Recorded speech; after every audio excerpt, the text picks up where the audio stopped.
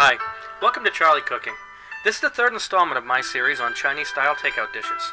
The first two installments were both variations on Chinese chicken fingers. In this episode, I focus on crab rangoon.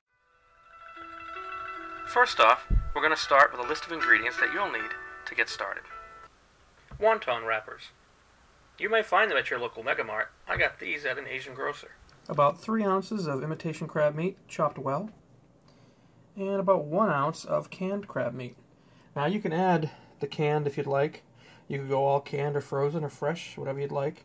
Most Chinese restaurants in our area use imitation crab meat. 4 ounces of cream cheese at room temperature to soften. 1/2 teaspoon salt. This is Himalayan pink salt. And 1/4 teaspoon onion powder. 1 teaspoon sugar. So we've got 4 green onions here that I'm chopping up for my crab rangoon.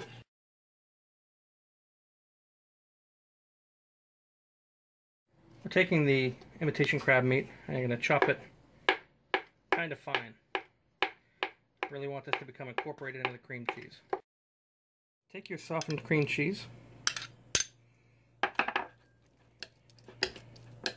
kind of mash it up in a bowl, get it ready to incorporate everything.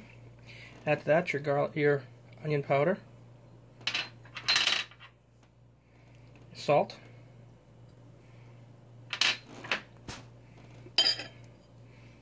crab meat,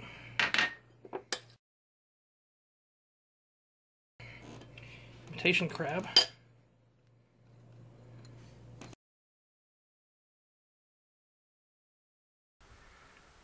chives or green onions,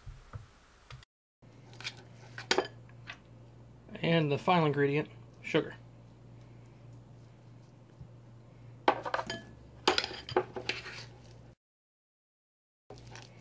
Once you're done mixing this, you're going to cover it and let it rest in the refrigerator for at least an hour, maybe even overnight. We left the crab rangoon filling in the refrigerator last night to allow the flavors to meld. Now we're preparing to stuff them. We have our crab rangoon filling. We need a small container of water and your wonton wrappers. The reason for the water is the wonton wrapper will stick to itself when wet. So I'm just going to use this dessert spoon because it takes about an appropriate amount of the filling. Place it right in the middle. Now I've seen a couple of different videos, people doing it different ways, but I'm going to do it the way that it's served around here. Take a little bit of water, dip your finger in the water, and just trace the outside edge of where the filling is. Fold it over, and then seal it. Now it's important you get a good seal here because otherwise the rangoon filling will kind of fall out in the oil. Now you can either do what I did there, which is wiping a little bit of the rangoon mixture on it, or just use some water. And you pinch it up like this, pinch it like that. And that's kind of what the crab rangoons look like around here. I've seen it in a lot of different styles, but this is what they look like at my restaurant, my Chinese food restaurant. So I leave these loose here at the ends because they get really bubbly and crispy, and I enjoy that part of eating it. The important part is that it's sealed around the inside, and to me, that these are open so that they can get nice and bubbly and crispy. I'll put this aside and stuff a couple of more. These are really thin wrappers. Place that down. Now you can play with the filling mixture, the amount that you want or that you think your wrappers will hold. You don't want to overstuff it because then it won't seal properly. So I'll just take the water, and I'll just trace right around where I want it to seal. Make sure it's wet. Then I fold it over. Now see this one here I might have overstuffed. That's not a bad thing in this case. Just seal it down nice. And we just take our finger, dab it here, and pinch.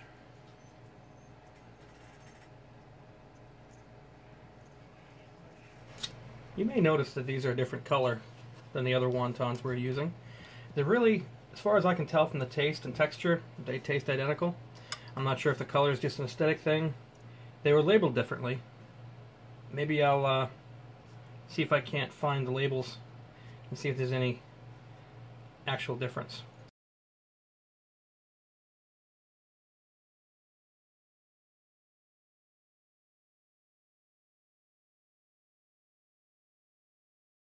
What I'm doing here now is I'm trying a different style of wrap. If you noticed, I wet the 4 edges, not the middle of the 4 sides, because another style that you see sometimes of crab rangoon, they kind of do one of these blossoms, pinch it together on this side, and then push it down flat, and it looks sort of like this. This may be the type of rangoon you have at your local restaurant, so I did a few this way and a few the other way. So far out of this 4-ounce batch, I've got somewhere near 25 stuffed rangoons already, and I've got a lot left. Earlier when I mentioned the 4-ounce batch, what I was referring to is the fact that I used only half of a brick of cream cheese instead of the full 8 ounces, and only 4 ounces of crab meat, well, at least the imitation crab. And that turned out 14 of these crab rangoons and 11 of the crown style. So this is going to be the batch that I'm going to make in a few minutes. On my last video, I used a precision induction cooktop that had programmable temperature that I could set to 375 degrees. But not everyone has one of those at home, so I'm doing this alternate method to show people how else you can do it at home. So what I'm doing now is I'm gauging the temperature here. Once the temperature gets to 375 degrees, I'm going to drop it in the oil. The oil's up to temperature, so I'm going to start by putting in just a few. I drop 4 of them into the oil. And you got to keep them moving around during this portion.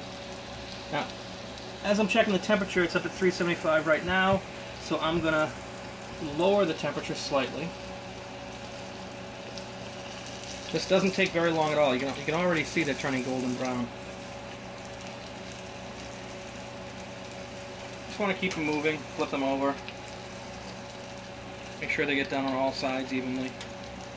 What has a tendency to happen is sometimes a piece like this will stick out of the oil, and if it does and you don't move it, it'll stay uncooked. Now look at that, that's already almost completely done. In fact, I think I'm going to pull these. Lowering the temperature again, you got to keep an eye on the temperature when you don't have automated controls, so it's kind of a guessing game. Now what I have is I have a little station set up where I have my screen.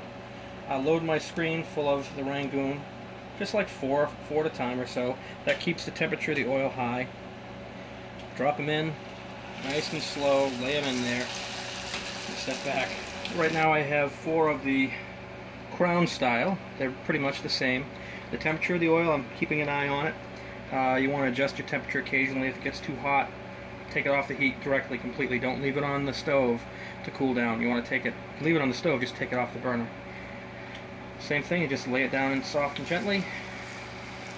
Now start cooking. And see these? The tips are coming out. You want to make sure that you keep them moving around so they get done thoroughly and evenly. Now the setup that I have here is I have a colander placed over a paper plate with a paper towel on it, and that really helps keep the grease under control.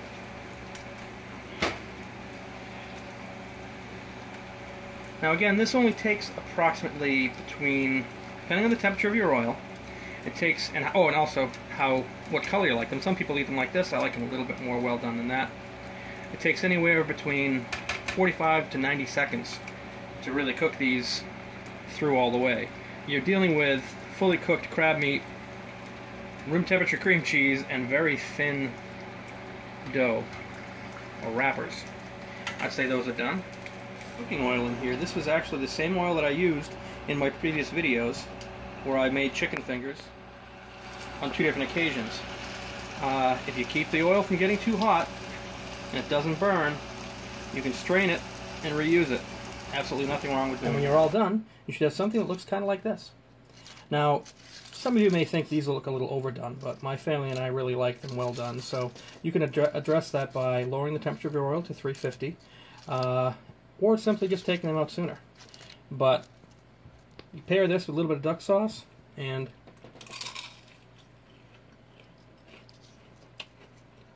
I guarantee these will be some of the best crab rangoon you'll ever eat.